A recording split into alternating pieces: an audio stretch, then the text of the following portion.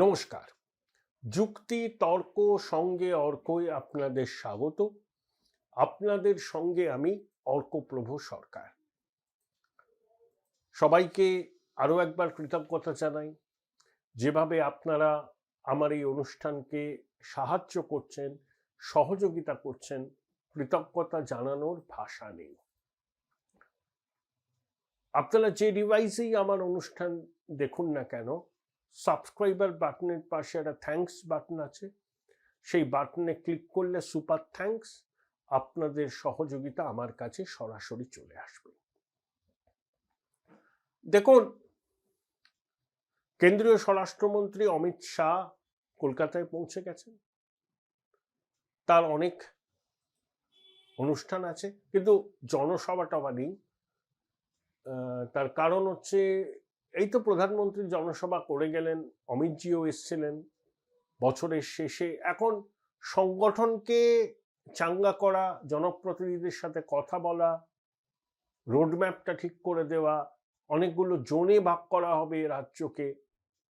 অমিত শাহের ঘনিষ্ঠ ভূপেন্দ্র যাদব ইতিমধ্যে সেই জোনগুলো ঘুরেছেন, নিঃশব্দে ঘুরেছেন। সুনীল বানসাল আছেন।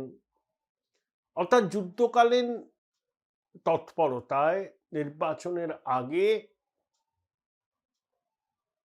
লুপহোলসগুলো চিহ্নিত করে সেগুলোকে সংশোধন করা, এটাই অমিতজির সফরের মূল লক্ষ্য। দেখুন, আমার কাছে যেটা মনে হয়, পশ্চিমবঙ্গের নির্বাচন অমিত শাহের কাছে সব থেকে বড় চ্যালেঞ্জ। কারণ 2021 এবং 2024 তিনি যা ভবিষ্যৎবাণী করেছিলেন পশ্চিমবঙ্গের নির্বাচন নিয়ে, সেই ভবিষ্যৎবাণী মেনেনি। তাকে অনেকে চাণক্য বলেন, মিডিয়ার দেওয়া এই নাম।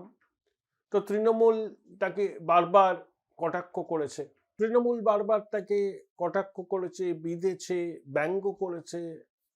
কি চাণক্য অমিত শাহ, দিদির কাছে গোহারা হারতে হয়।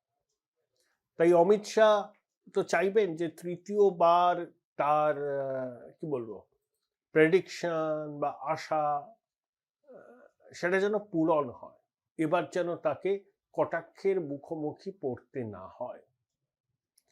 দেখুন, বিহারে ভোটে জেতার পর নরেন্দ্র মোদী দিল্লিতে ওদের দলের সদর দপ্তরের সামনে যে ভাষণ দিয়েছিলেন, তাতে কি বলেছিলেন? গঙ্গা পাটলিপুত্র থেকে পশ্চিমবঙ্গের দিকে প্রবাহিত হয়। অঙ্গ কলিঙ্গ জয় হয়ে গেছে, পড়ে রয়েছে এখন বঙ্গ। আসলে বঙ্গ বিজয় বিজেপির কাছে কেন বিশেষ গুরুত্ব? ঐতিহাসিক কারণও আছে। জনসংঘের প্রতিষ্ঠাতা শ্যামাপ্রসাদ মুখোপাধ্যায়ের জন্মভূমি, কর্মভূমি। সেই রাজ্যে বিজেপির সরকার প্রতিষ্ঠা হওয়ার তাৎপর্য উত্তরপ্রদেশে বিজেপি সরকার প্রতিষ্ঠা হওয়ার থেকে অনেক বেশি। কারণ বামপন্থার আদর্শে লালিত পালিত পশ্চিমবঙ্গে যদি পদ্মফুল ফোটে, সেটা বিজেপি নেতৃত্বের কাছে রীতিমতো শ্লাঘার বিষয়। স্বাধীনতার পরে পশ্চিমবঙ্গে বিধানসভার এমন ছবি কি কখনো দেখা গেছে, যেখানে বাম কংগ্রেস শূন্য, তৃণমূল আর বিজেপি?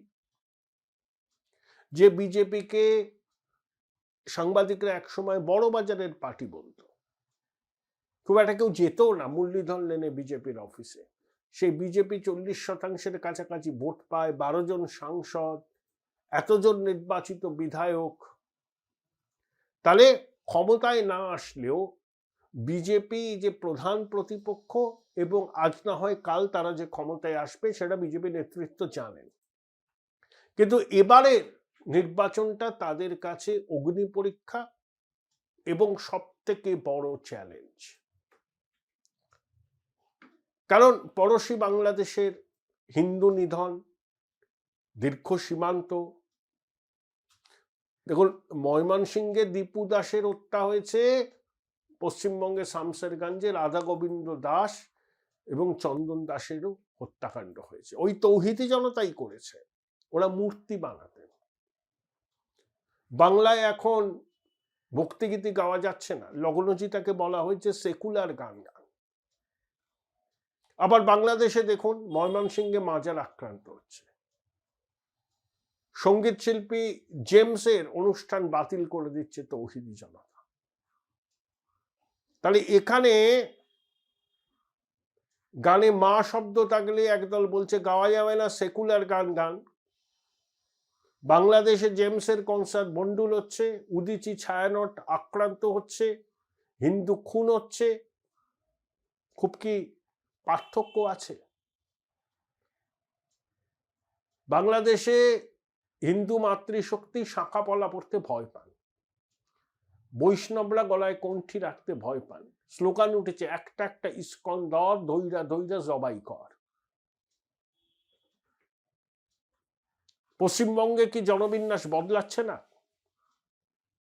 যে আশঙ্কাটা অনেকে করছেন, বিজেপি নেতারা সেটা বলছেন যে এমন দিন চলে আসতে পারে যেভাবে জনবিন্যাসের পরিবর্তন হচ্ছে, যে আপনি তুলসী মঞ্চে প্রদীপ জ্বালাতে পারবেন না, শাঁখ বাজাতে পারবেন না, সন্ধ্যা প্রদীপ দিতে পারবেন না।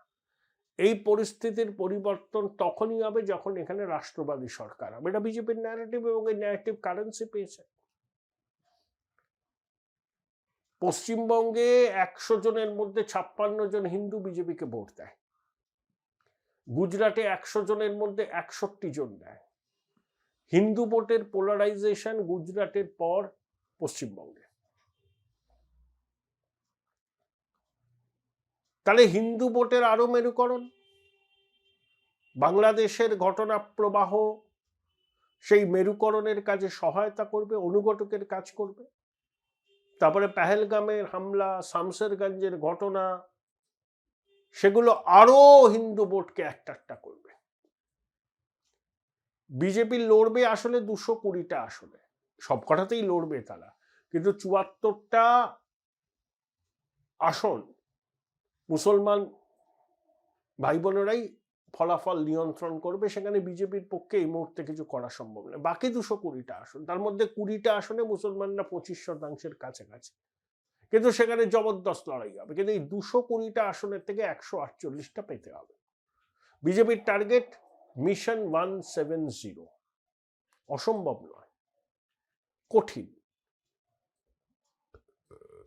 বাংলাদেশ ঘটনা এবং অন্যান্য জায়গায় হিন্দু নিধনের ঘটনার পর তৃণমূল এবং বিজেপির শতাংশের বিচারে ভোটের ফারাক 2%। এসআইআর এর পরে একদম লেভেল প্লেইং ফিল্ড তৈরি হবে।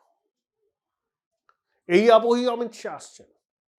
মতুয়াদের উদ্বেগ আছে, তারা সিএতে আবেদন করলে তাদের নাগরিকত্ব এবং ভোটার অধিকার নিশ্চিত হবে, এবং তারা করছেন।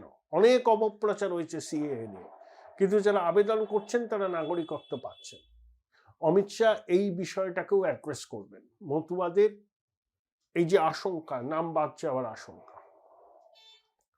তাই তার সফর বিশেষ গুরুত্বপূর্ণ। কোনো জনসভা নেই, নির্বাচিত জনপ্রতিনিধিদের সঙ্গে বৈঠক, সংবাদ মাধ্যমের সঙ্গে আলোচনা, ইসকনের মন্দির দর্শন, সাংগঠনিক বৈঠক করে বাস্তব পরিস্থিতি সম্পর্কে ওয়াকিবহাল হওয়া।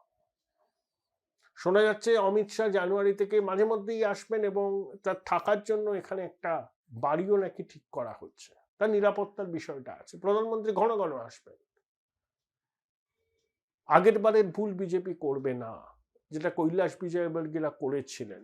তারাই মুখ হয়ে গেছিলেন বঙ্গ বিজেপি। এবার কিন্তু শ্রমিক শুভেন্দু সুকান্তর নেতৃত্বেই লড়াই হবে। শ্রমিকবাবু পুরনো আরএসএস কর্মী, তার একটা গ্রহণযোগ্যতা আছে।